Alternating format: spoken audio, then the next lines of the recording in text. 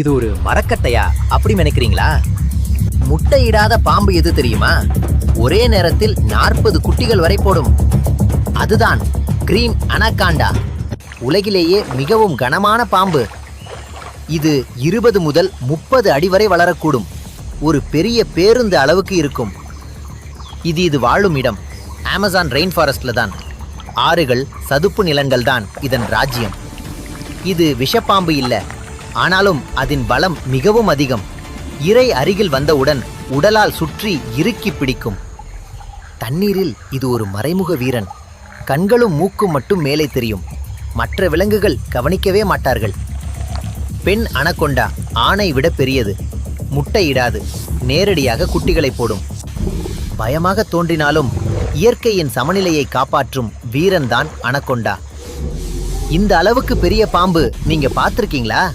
கமெண்ட்ல அனகொண்டான்னு டைப் போடுங்க.